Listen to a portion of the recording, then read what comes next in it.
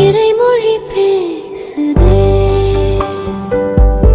விவிலியம் காட்டும் வாழ்க்கை பாடம் நாள் 11.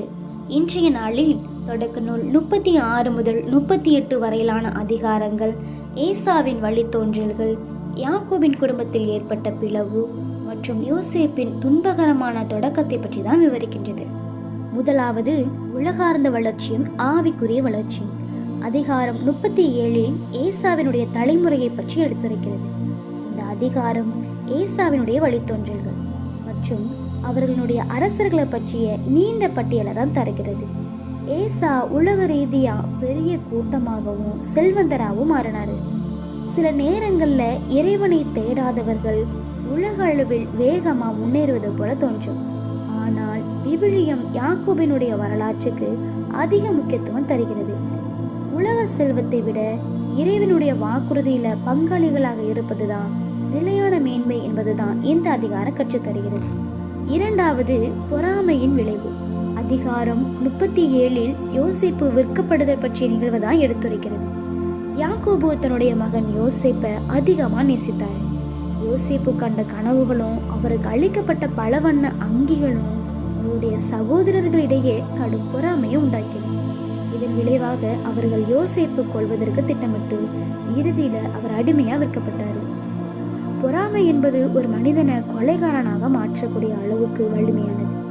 பெற்றோர்கள் பிள்ளைகளிடம் பாரபட்சம் காட்டக்கூடாது. அதே சமயம் உடன்பிறப்புகளிடம் பொறாமை கொள்ளாம அவர்களுடைய உயர்வை மதிக்க பழக வேண்டும் என்பதுதான் இந்த அதிகாரம் கற்றுத்தருகிறது. மூன்றாவது, சோதனைகளிலும் இறைவனின் உடனிருப்பு. அதிகாரம் 37 யோசேப்பு எகிப்திற்கு அடிமையாக கொண்டு செல்லப்பட்டார்.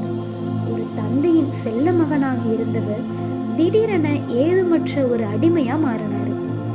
நம்முடைய வாழ்வு தலைகீழா மாறினாலும், நாம நேசிப்பவர்களால கைவிட்டாலும் கடவுள் நம்ம கைவிடுவதில்லை. யோசேப்பினுடைய இந்த பயணம் ஒரு பெரிய திட்டத்தினுடைய தொடக்கம். கஷ்டங்கள் வரும்போது கடவுள் ஏதோ ஒரு பெரிய நன்மைக்காக நம்ம தயார் செய்கிறாரு என நம்ப வேண்டும் என்பதுதான் இந்த அதிகாரம் கற்றுத்தருகிறது. நான்காவது, ஒழுக்கமும் குடும்ப பொறுப்பும்.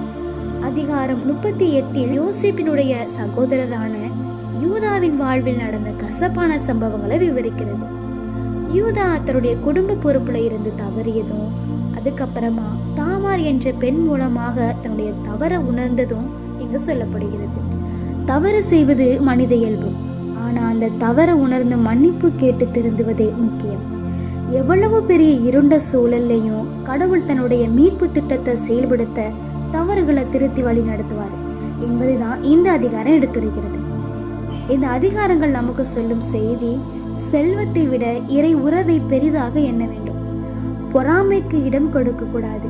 துன்ப காலத்துல இறைவனினுடைய நட்பு தவறுகளை உணர்ந்து திருத்த வல்லது என்பதுதான் இந்த அதிகாரங்கள் நமக்கு கற்றுத்தருகின்றன.